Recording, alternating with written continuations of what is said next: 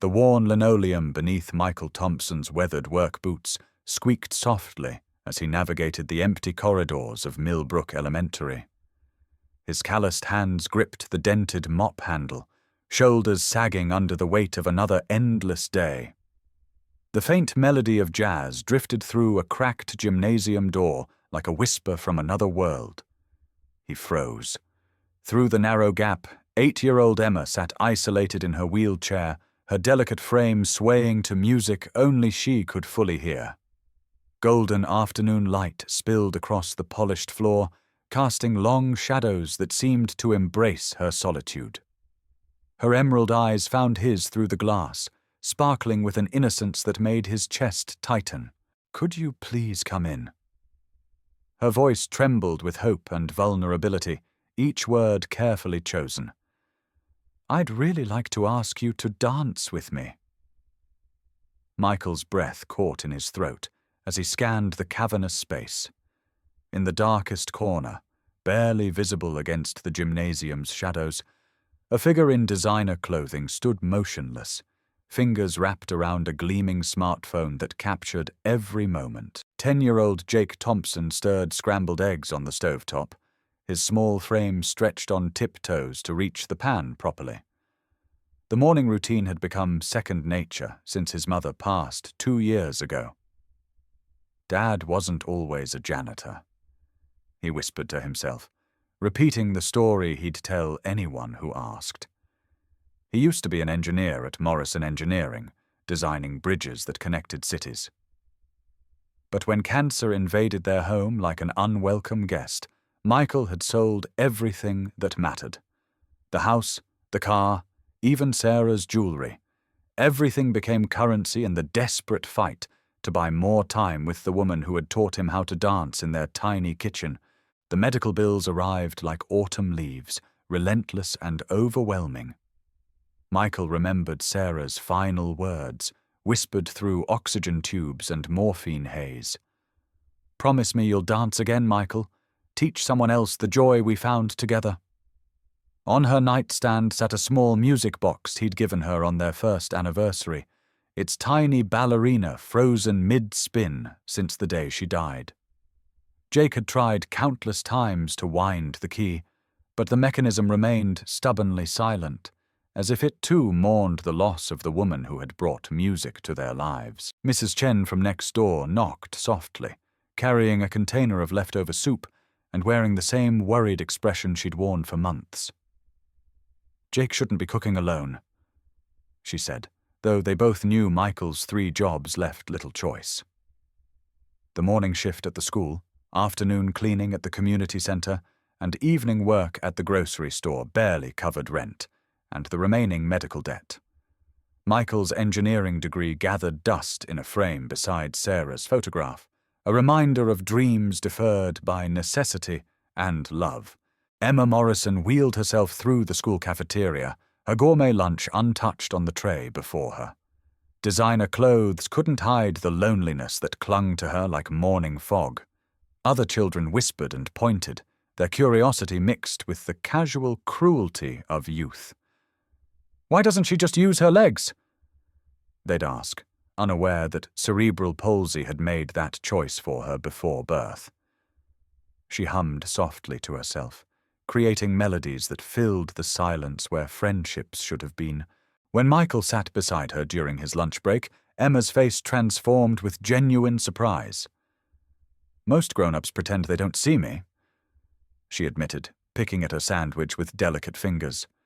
"But you looked right at me through the gym window." Her voice carried an odd sophistication for her age, each word carefully enunciated as if she'd learned early that clear communication was essential for being heard. Michael noticed the way she studied his face, searching for the kindness that had become rare in her carefully controlled world. "I see a little girl who loves music," Michael replied, watching as Emma's eyes widened with delight. She began humming again, this time louder, her small hands conducting an invisible orchestra. "My mommy says I'm too loud sometimes," she confided, then immediately looked guilty for revealing too much. But Michael leaned closer, encouraging her to continue, and for the first time in months, Emma felt truly heard by someone who wasn't paid to listen. 3 afternoons later, Emma's wheelchair became stuck on the steps leading to the music room. Michael appeared as if summoned by her frustration, lifting both girl and chair with surprising gentleness. "You're stronger than you look," Emma observed, then blushed at her own boldness. "My mum always sends someone else to help me." As he set her down safely, she noticed the wedding ring he still wore and the way his eyes softened when she smiled. "Would you like to hear me play piano?" she asked, hope threading through her voice like golden wire. The melody that flowed from Emma's fingertips transformed the empty music room into something magical. Michael recognized Chopin, played with technical precision, but infused with an emotional depth that seemed impossible from someone so young. "Where did you learn to play like that?" he asked, genuinely amazed. Emma's cheeks flushed with pride as she explained her private tutors, her weekly lessons at Carnegie Hall, the expectations that came with her mother's wealth. But none of that mattered when she saw the pure appreciation in Michael's weathered face. "Could you teach me to dance?" Emma's question hung in the air like morning mist. "I watch the other kids in gym class, and I know I can't do what they do. But maybe—" Her voice trailed off, vulnerability replacing the confidence she'd shown at the piano. Michael's heart fractured at the longing in her eyes, the desperate need to feel normal that he recognized from his own struggles. "Dancing isn't about your feet," he said gently, remembering Sarah's words. "It's about feeling the music in your soul." The next few weeks became a secret ritual between them. After school, when the hallways emptied and the custodial staff began their evening rounds, Michael would slip into the gymnasium, where Emma waited with patient excitement. He taught her how rhythm lived in her shoulders, how melody could flow through her arms, how a wheelchair could become a partner rather than a limitation. Emma proved to be a natural dancer, her movements fluid and expressive in ways that defied her physical constraints. "You smell like sunshine and soap," Emma announced one afternoon, causing Michael to chuckle despite himself. "That's the strangest compliment I've ever received," he replied, unconsciously straightening his worn uniform shirt. "My mommy says the best compliments are the ones that surprise people," Emma continued, her wisdom seeming far beyond her 8 years. These moments of innocent observation became treasures Michael carried through his long days, reminders that joy could still find him in unexpected places. Michael's internal conflict grew with each passing day. Every minute spent with Emma felt stolen from Jake, who needed his father's attention more than ever. The guilt gnawed at him during sleepless nights when he wondered if he was failing as a single parent. But Emma filled a space in his heart he hadn't realized was empty, the daughter he and Sarah had dreamed of having but never could.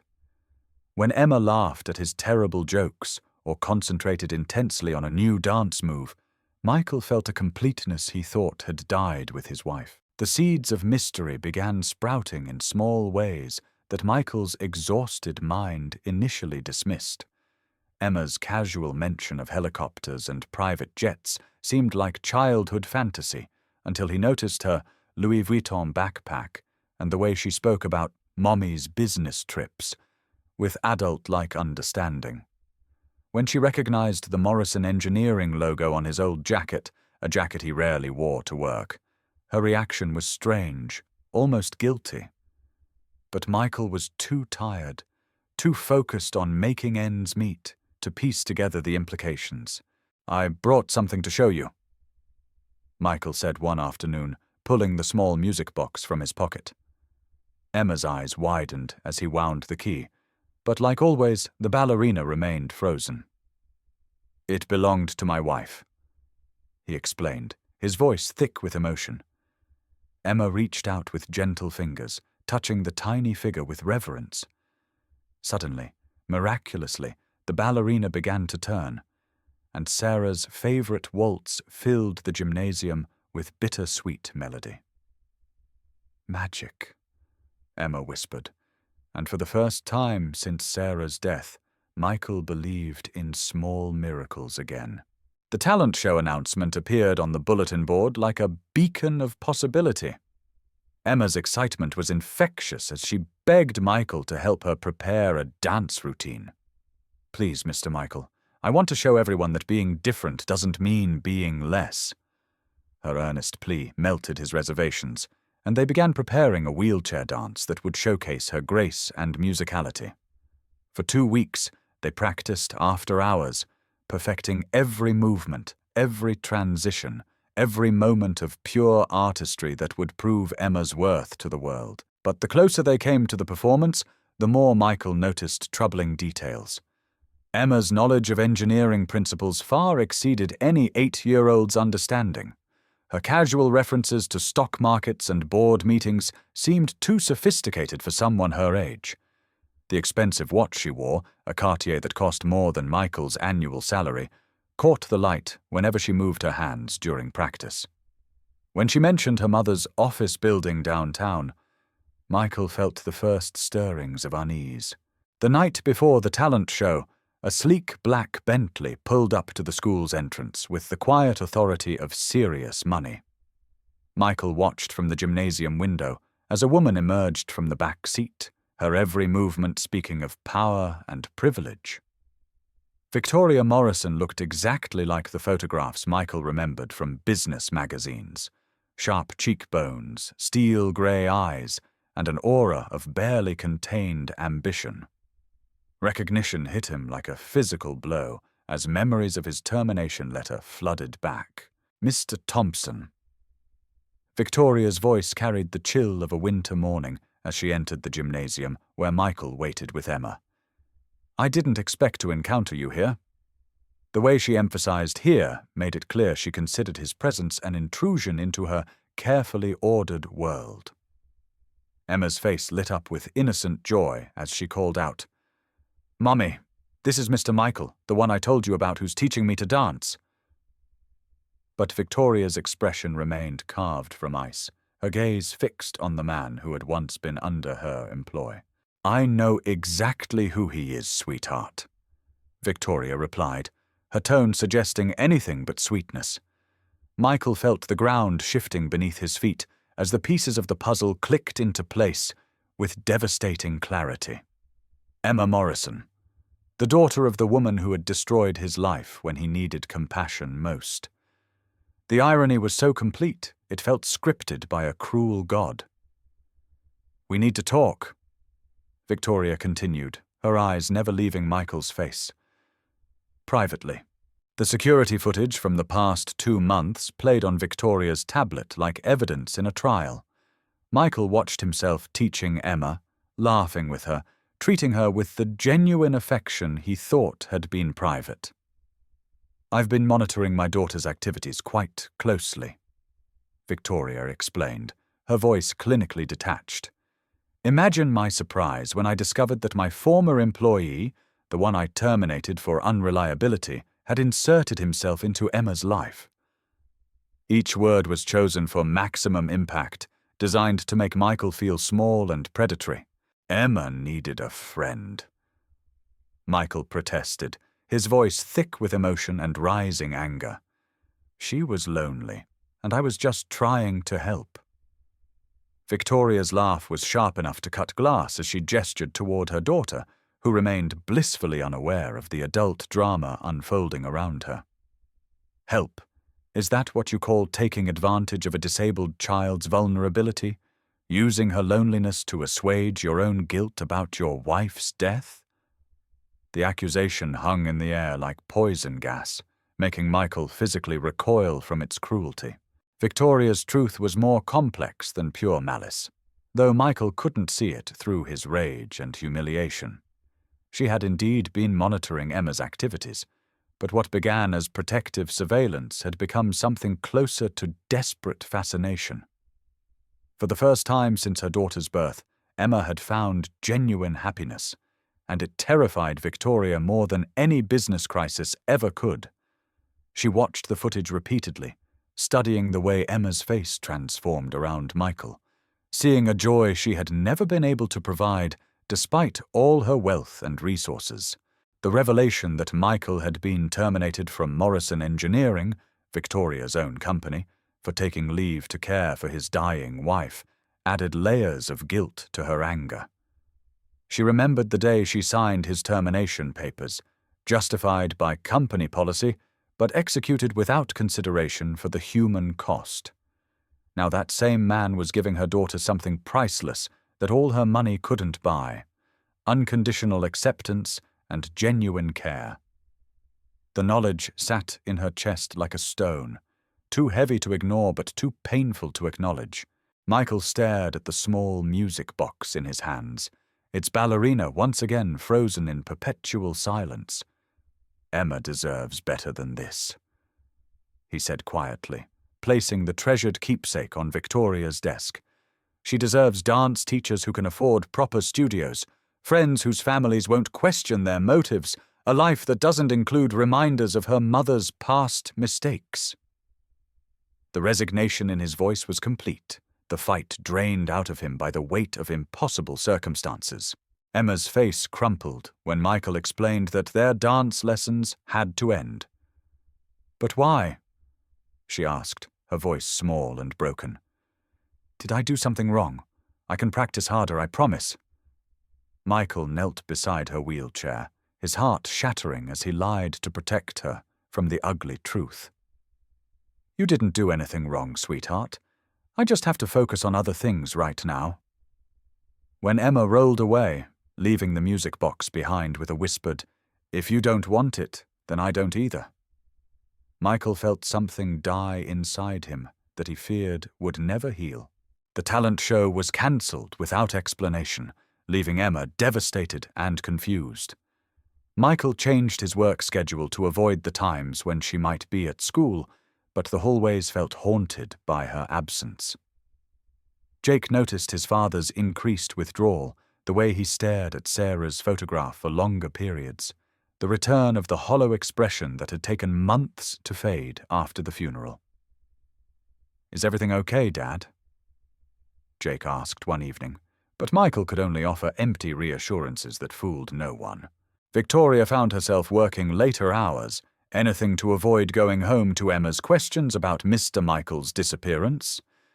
The child's joy had dimmed noticeably, replaced by a listless compliance that worried the team of nannies and tutors. During board meetings, Victoria's attention wandered to the security monitors, showing the school hallways where her daughter once found friendship. The guilt that had been simmering finally boiled over during a shareholders' meeting when she snapped at an executive for asking about employee retention policies. The breaking point came during another sleepless night when Victoria found Emma sitting by her bedroom window, staring at the music box that had somehow found its way back to her room. "Mommy," Emma said without looking away from the frozen ballerina, "do you think Mr. Michael stopped liking me because I'm broken?" The innocent question hit Victoria like a physical blow, revealing the damage her actions had caused to the child she was trying to protect. Michael's collapse happened on a Tuesday evening during his third consecutive shift of the week.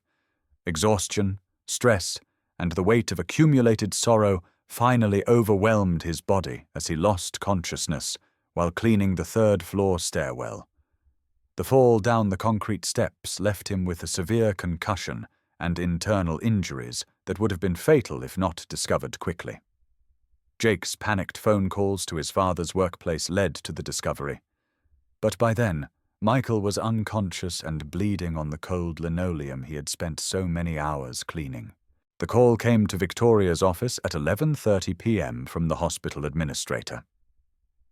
"We understand you're listed as an emergency contact for Jake Thompson," the voice explained, though Victoria had no memory of being added to any such list. Later she would learn that Emma had somehow convinced a school secretary to include her mother's information in Jake's file, a small act of foresight that proved crucial. Victoria arrived at Millbrook General Hospital to find Jake sitting alone in the waiting room, small and scared and trying desperately to be brave. "Is my dad going to die?" Jake asked, his 10-year-old voice cracking with the weight of potential loss. Victoria knelt beside him, seeing for the first time the resemblance between this boy and Emma, both children carrying burdens too heavy for their small shoulders. "I don't know," she admitted, the honesty foreign on her tongue. "But I'm going to make sure he gets the best possible care." Within hours, Michael was transferred to Hartford Hospital's trauma centre via medical helicopter, with Victoria quietly ensuring that money would never be a barrier to his recovery. Emma's reaction to her father's accident was immediate and fierce. She insisted on staying at the hospital despite the uncomfortable chairs and sterile environment that made her wheelchair difficult to maneuver. "He needs to know we're here," she declared with adult-like determination. Victoria watched her daughter's unwavering loyalty and felt ashamed of her own earlier manipulations. The security footage seemed irrelevant now, replaced by the reality of a child's pure love for a man who had shown her kindness when the world offered mostly pity. In the quiet hours of Michael's unconsciousness, Victoria found herself confessing truths to Jake that she had never spoken aloud. "I fired your father because I was scared," she admitted, staring at Michael's pale face surrounded by medical equipment. "When employees take extended leave, it disrupts productivity, affects quarterly earnings. I made it a policy issue instead of a human one." Jake listened with the serious attention of a child forced to grow up too quickly, processing information that explained the trajectory of his family's struggles. "Emma talks about your dad constantly," Victoria continued, her voice softer than Jake had ever heard from an adult in a business suit. "She's never had a friend who saw her as just Emma, not as the disabled daughter of Victoria Morrison. Your father gave her something I couldn't buy with all my money, the feeling of being valuable for who she is, not what she represents." The admission cost Victoria something essential, stripping away the protective armor she had worn for years in boardrooms and business negotiations. The music box sat on Michael's bedside table, brought by Emma, who insisted it belonged there. "It stopped working when his wife died," Emma explained to her mother. "But it played for me once. Maybe it will play for him again." Victoria studied the simple wooden box, understanding for the first time why her daughter treasured it more than any of her expensive toys. It represented something Victoria had forgotten in her climb to corporate success, the power of simple, genuine connections between human beings. When Michael finally opened his eyes 3 days later, the first thing he saw was Emma's small hand holding his own. She had fallen asleep in her wheelchair beside his bed, her blonde hair falling across her face like a protective curtain. Jake was curled up in a nearby chair, and Victoria sat by the window, looking more exhausted than he had ever seen her in their brief professional relationship. "You came back," Emma whispered when she noticed his consciousness returning, and Michael realized she meant more than just waking up from his injuries. "I owe you an apology," Victoria said once the doctors had finished their examinations and pronounced Michael's recovery promising. "I let fear and old guilt drive my decisions, and I hurt both of our children in the process." She gestured toward Emma and Jake, who had formed an unlikely friendship during the hospital vigil. "Emma has been happier in the past few months than I've ever seen her, and I destroyed that because I couldn't bear the thought that someone else could give her what I couldn't." The full truth emerged slowly, like sunrise after a long night. Victoria's own childhood had been marked by abandonment and institutional care, driving her relentless pursuit of control and security. Seeing Emma's attachment to Michael triggered every abandonment fear she had spent decades trying to bury. "I thought if I let her get too close to you, she would realize that I'm not enough," Victoria admitted, her voice barely audible. "That despite all my success, I'm still the scared little girl who was never chosen, never kept, never loved unconditionally. Michael listened without judgment, recognizing in Victoria's confession the same fears that had driven his own protective instincts with Jake. "Love isn't a competition," he said gently, echoing words Sarah had once spoken during his darkest moments of self-doubt. "Emma doesn't need you to be perfect. She needs you to be present, to see her for who she is rather than who you think she should become." The simple wisdom hit Victoria with unexpected force, years of business school and corporate strategy suddenly seeming inadequate for the task of raising a child who needed acceptance more than achievement. Emma had been listening from the doorway, her wheelchair silent on the hospital's smooth floors. "Mummy," she said, entering the room with the careful dignity she had learned early in life. "I don't love Mr. Michael instead of you. I love him and you, in different ways, for different reasons." Her 8-year-old logic cut through the complex emotions that had driven weeks of adult conflict. "Love gets bigger when you share it, not smaller." The healing process began with small gestures and careful conversations. Victoria arranged for Michael to take a leave of absence with full pay while he recovered, funding it through a charitable foundation to preserve his dignity. Emma and Jake spent afternoons together, she teaching him piano while he helped her with math homework that came easily to his engineer's son brain. Michael found himself included in medical consultations about Emma's upcoming surgery, his opinion valued not because of his expertise, but because of his genuine care for her well-being. 6 months later, the Dance for All studio occupied the ground floor of the Morrison Foundation building, its warm wooden floors and large mirrors creating a space where children of all abilities could find their rhythm. Michael's title of Community Program Coordinator came with a salary that allowed him to work normal hours while still paying off the remaining medical debt from Sarah's illness. The irony of working for Victoria Morrison was not lost on him, but the job allowed him to honor Sarah's final wish in ways he had never imagined possible. The music box collection had grown beyond Michael's original keepsake. Emma's crystal music box from Prague sat beside Jake's handmade wooden creation, surrounded by dozens of small treasures brought by students who understood that music was more than sound. It was the universal language of hope and connection. Each child's contribution represented a story, a dream, a small act of faith that their differences could become sources of strength rather than shame. Jake had adapted to his new reality with the resilience of children everywhere. "Dad has lots of daughters now," he would tell anyone who asked about the studio. "But Emma's still special because she taught him how to be happy again." His mature perspective on his father's expanded family came from seeing Michael's return to the man he had been before grief narrowed his world to mere survival. Victoria's transformation was subtler, but perhaps more profound.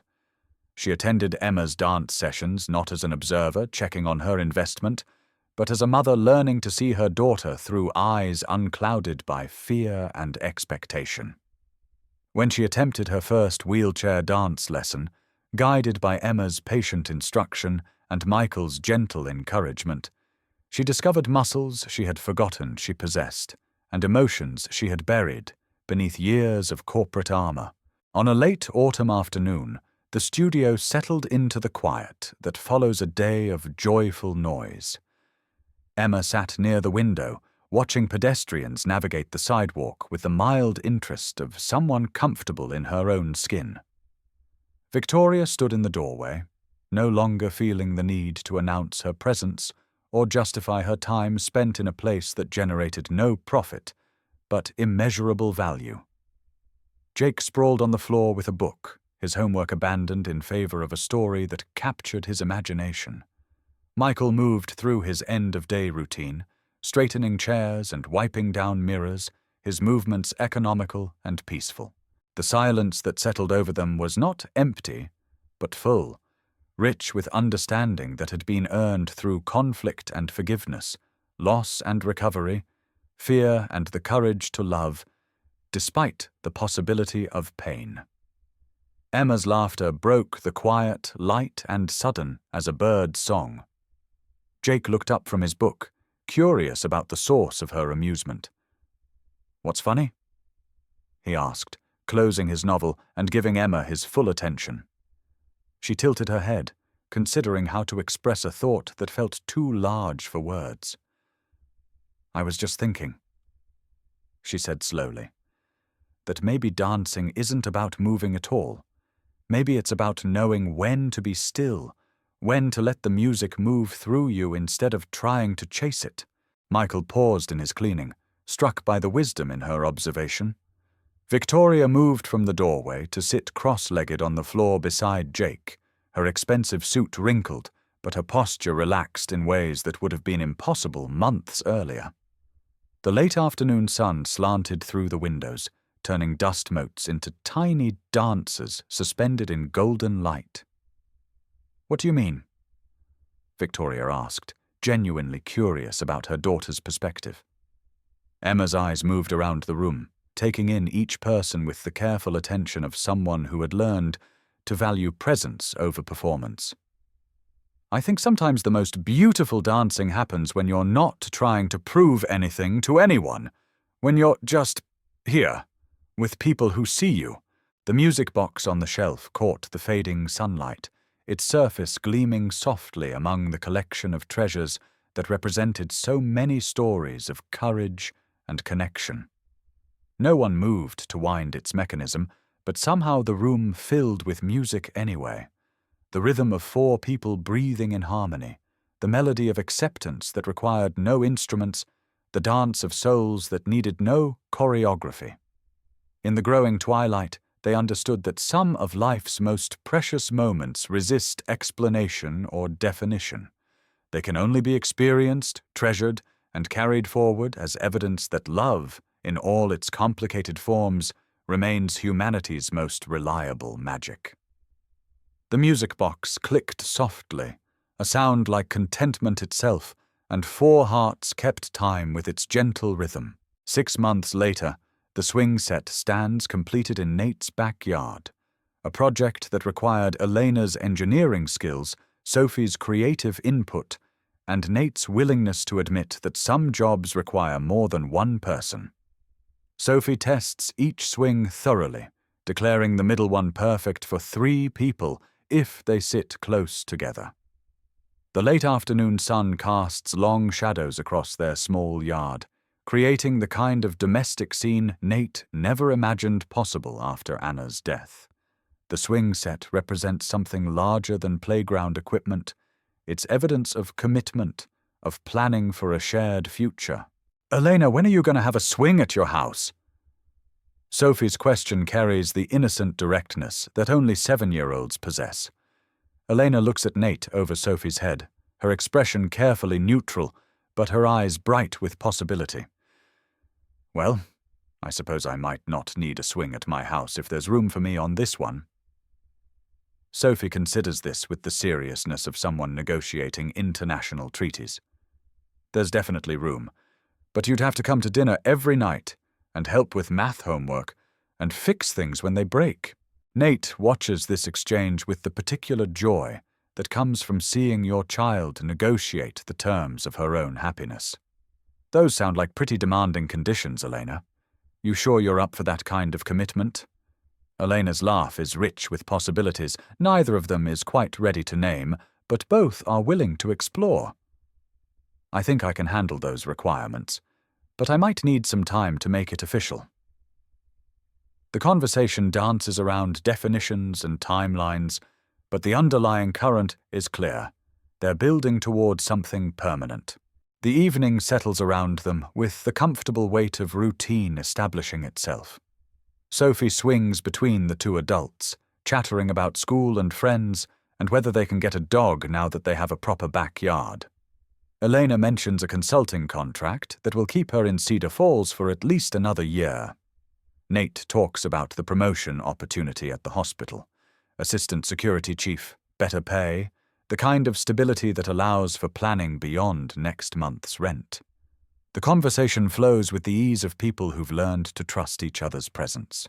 They are not quite a family yet, but they are something worth building toward, something worth the risk of hoping again. As the sun sets over Cedar Falls, Iowa, 3 people sit on swings and talk about next week's plans with the quiet confidence of people who have learned that sometimes the best things come from unexpected places, and that love, real love, doesn't require perfect timing or ideal circumstances. It simply requires the courage to say yes when life offers second chances.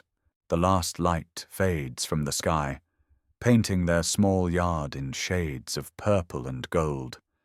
Sophie's voice carries across the evening air, asking about tomorrow's adventure, next weekend's possibilities, the endless cascade of questions that define childhood.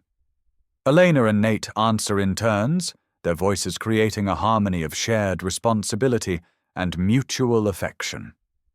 The swing set creaks gently in the breeze, solid and permanent, built to last through seasons of change and growth. In the distance, Cedar Falls settles into evening routines, families gathering for dinner, children called in from backyards, the quiet satisfaction of another day completed. But in one small yard, on 3 simple swings, the future unfolds one conversation at a time, one shared moment building toward the next, one family discovering that sometimes the most extraordinary stories begin with the simple decision to help a stranger in the dark. But mostly, Dan thought as he watched Grace help Lily set the table, while Ben told Kate about his winning goal, sometimes the best things in life come disguised as broken-down cars on rainy nights, waiting for someone brave enough to pull over and lend a hand. The rain had stopped, the sun was shining, and somewhere in a small town in Pennsylvania, 2 families had become one family, proving that sometimes the most unlikely stories have the most beautiful endings. That night, Helena made a decision that would either save or destroy her custody case, depending on factors largely beyond her control. She called Benjamin, knowing that any continued contact between them would be scrutinized and potentially weaponized against her, but unable to watch her children disappear back into silent suffering when she knew that help existed and was being denied to them for reasons that had nothing to do with their actual well-being. "I need you to help them one more time," Helena said, her voice carrying the particular exhaustion of someone who'd finally run out of acceptable options. "I know what it might cost me legally, but I can't watch Ruby and Jasper lose themselves again just because the adults in their lives are more concerned with liability than healing." She paused, and Benjamin could hear years of self-doubt and societal pressure compressed into the silence. They were becoming themselves when they worked with you, real versions of themselves, not the medicated and managed versions that everyone else seems to prefer. The conversation that began as a desperate request for temporary intervention evolved into something much more significant, a mutual recognition that both Benjamin and Helena had been hiding from their authentic selves out of fear of judgment and loss. Helena's identity as a gallery heiress had overshadowed her genuine passion for supporting marginalized artistic voices, while Benjamin's retreat into anonymity had prevented him from using his gifts in service of the healing work that Luna had believed was his true calling. "What if we stopped hiding?" Helena asked, the words carrying weight that extended far beyond their immediate crisis. "What if we built something together, not just for Ruby and Jasper, but for all the children who need people to understand that different minds create different kinds of beauty?" The question hung between them, like a bridge leading toward a future neither had dared to imagine, but which suddenly seemed not just possible, but necessary. The decision to move forward required both of them to accept risks that felt almost insurmountable. Benjamin would have to emerge from his protective anonymity, revealing not just his artistic success, but the personal losses that had driven him into hiding.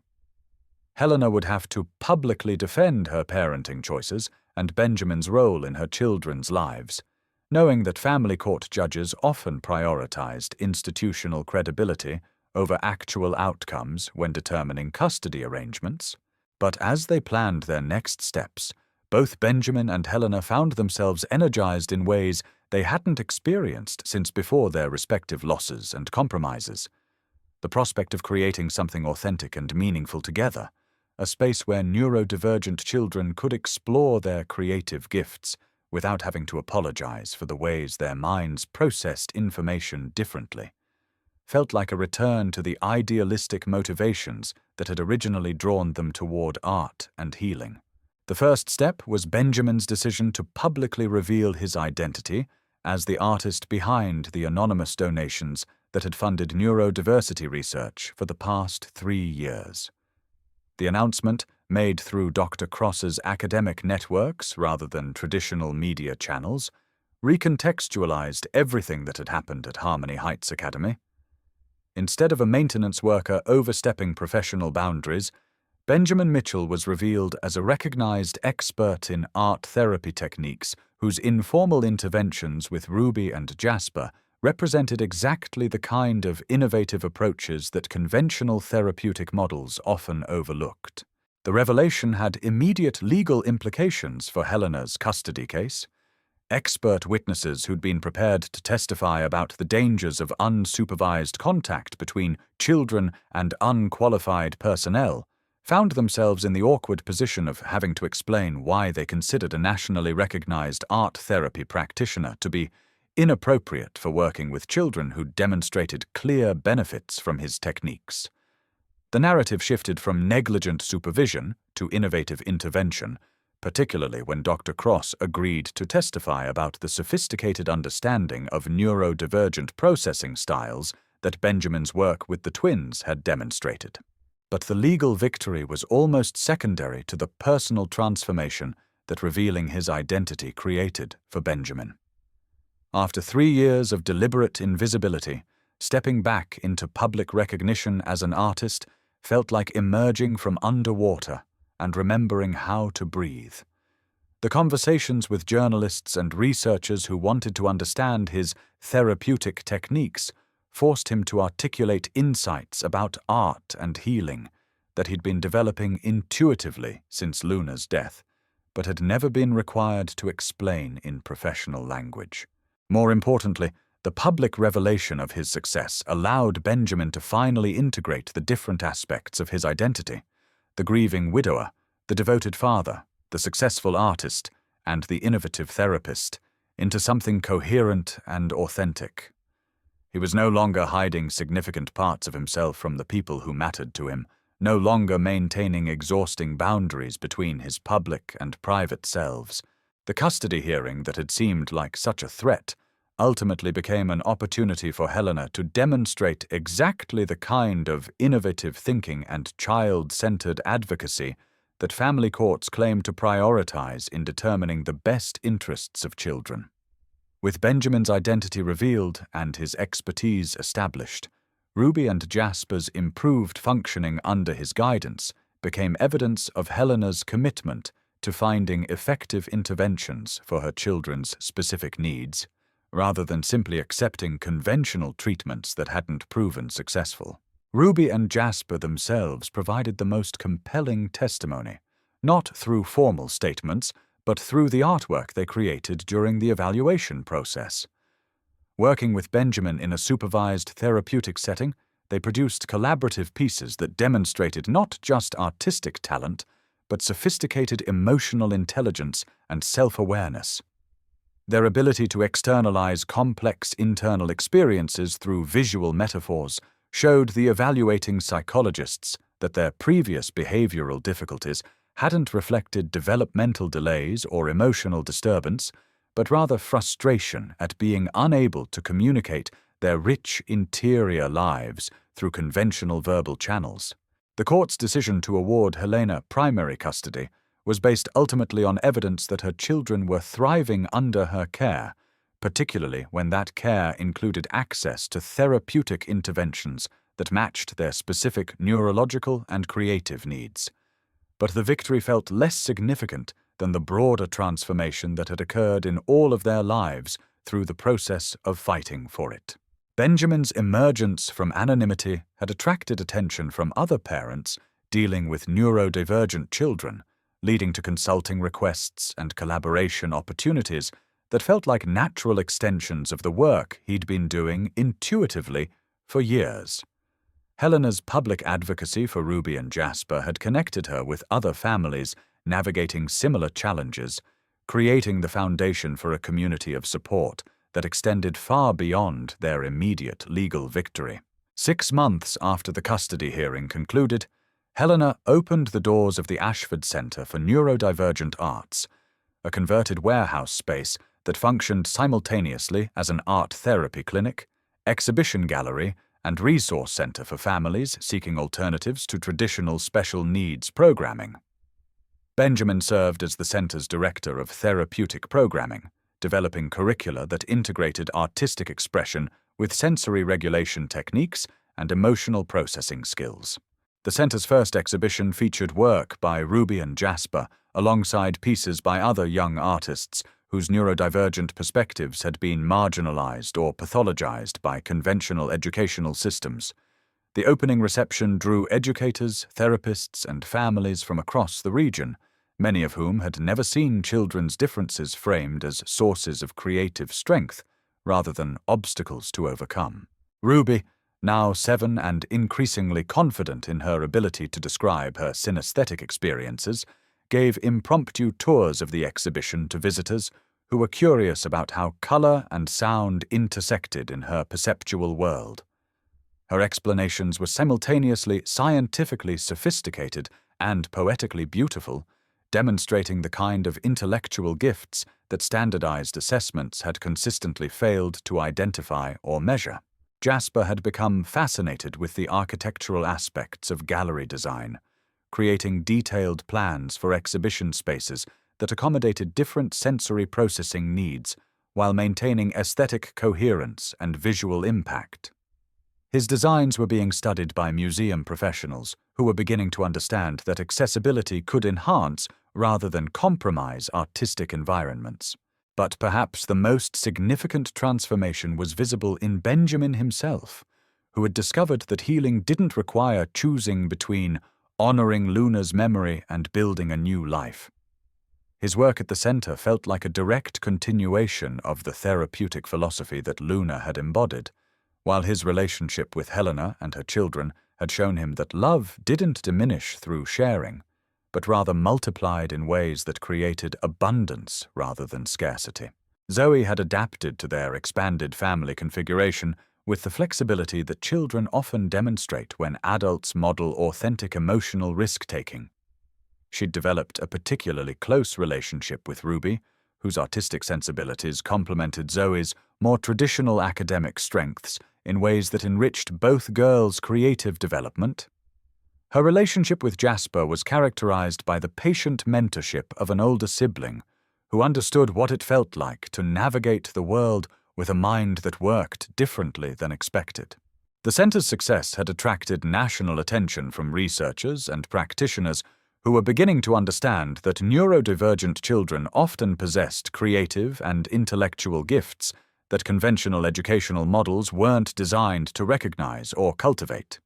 Benjamin found himself traveling to conferences and consulting with school districts that wanted to integrate art therapy techniques into their special education programming, spreading approaches that honored rather than pathologized neurological differences. But the work that felt most meaningful continued to happen in the quiet moments. The late afternoon sessions when a child who'd been labeled as behaviorally difficult discovered that their repetitive movements could be channeled into rhythmic artistic techniques, or the evening workshops where parents learned to see their children's intense interests as doorways to connection rather than obstacles to social development. Helena had found her own artistic voice through the process of advocating for Ruby and Jasper, creating mixed media pieces that explored themes of protection, transformation, and the beauty inherent in minds that processed reality through non-conventional pathways. Her work was featured in exhibitions alongside Benjamin's paintings and the children's collaborative projects, creating visual conversations that demonstrated how healing could become a creative act shared across generations and relationships. The anniversary of the center's opening was marked not with formal celebration, but with quiet recognition of how much had changed in all of their lives. Benjamin stood in the main gallery space, surrounded by artwork that represented hundreds of hours of therapeutic collaboration between neurodivergent children and adults who'd learned to see their differences as sources of creative potential rather than problems requiring correction. Ruby and Jasper were working on a new collaborative piece, a large-scale installation that incorporated Ruby's synesthetic color experiences with Jasper's mathematical pattern systems, creating a visual representation of how sibling relationships could honor individual differences while building shared meaning. Their easy collaboration spoke to the security they'd found in being understood and accepted for exactly who they were, rather than who others thought they should become. Helena approached Benjamin as he watched the children work, her presence both familiar and continuously surprising in the way that intimate relationships could contain both comfort and discovery. "Luna would be proud of what you've built here," she said quietly, and Benjamin felt the truth of that statement settle into his chest without the sharp pain that memories of his late wife had once carried. "She always said that healing happened in community," Benjamin replied, his voice carrying the particular warmth of someone who'd learned to integrate loss with new love rather than treating them as contradictory experiences. "I think she would have loved watching Ruby explain color to adults who've never considered that other people might see the world completely differently than they do." They stood together in comfortable silence, watching their children, biological and chosen, create beauty from the raw materials of their unique perspectives and hard-won understanding. The quiet sounds of artistic creation filled the space around them, punctuated by soft conversations and occasional laughter as new discoveries emerged from the intersection of different minds working together toward shared goals. As evening light filtered through the gallery's windows, casting warm shadows across the children's workspace, Benjamin felt a deep sense of completion that had nothing to do with perfection and everything to do with authenticity. The journey from anonymous night janitor to recognized artist and therapeutic innovator had required him to risk everything he'd built from the ruins of his previous life, but it had led him to a version of himself that honored both his losses and his continuing capacity for love and creation. The children's voices drifted across the gallery space, discussing color temperatures and geometric relationships with the easy expertise of young artists who'd been taught to trust their perceptions and value their unique ways of processing information. In their confident collaboration, Benjamin could see the future that he and Helena were building together, a world where differences were celebrated rather than corrected, where healing happened through connection rather than isolation, and where love multiplied rather than diminished when shared across the complex networks of chosen family. The last visitors departed as darkness settled over the city, leaving the gallery space peaceful and warm in the glow of carefully positioned lighting that accommodated various sensory processing needs. Ruby had fallen asleep curled up next to her latest color study, while Jasper continued working on mathematical calculations for their next collaborative project. Zoe was reading quietly in a corner, occasionally looking up to observe the comfortable domesticity of their unconventional family gathering. Helena began the gentle process of transitioning the children toward home and bedtime routines, her movements carrying the practiced efficiency of someone who'd learned to create structure without rigidity, accommodation without chaos. Benjamin gathered art supplies and turned off equipment, his hands moving through familiar patterns that had become meditative rather than merely functional. As they prepared to leave the gallery space that had become the visible symbol of their commitment to honoring neurodivergent gifts, Benjamin paused to look once more at the children's collaborative installation. The piece seemed to pulse with its own internal light, geometric patterns and flowing colors, creating a visual representation of minds working together in harmony rather than competition. Tomorrow would bring new challenges, funding applications and research collaborations, therapeutic sessions with children whose gifts hadn't yet been recognized, conversations with educators and parents who were beginning to understand that different didn't necessarily mean deficient. But tonight, surrounded by the quiet evidence of healing and creativity and love that had emerged from their willingness to risk authentic connection, Benjamin Mitchell felt the deep satisfaction of someone who'd finally learned to stop hiding from his own gifts and the people who needed them most. The drive home through the quiet city streets was filled with the comfortable silence of a family that had learned to communicate through presence as much as words, their different ways of processing and expressing emotion woven together into something resilient and beautiful and entirely their own. And in the peaceful breathing of children who finally felt safe enough to sleep deeply, Benjamin could hear the echo of Luna's voice, reminding him that the most important art was always the kind that helped other people remember they weren't alone in the world.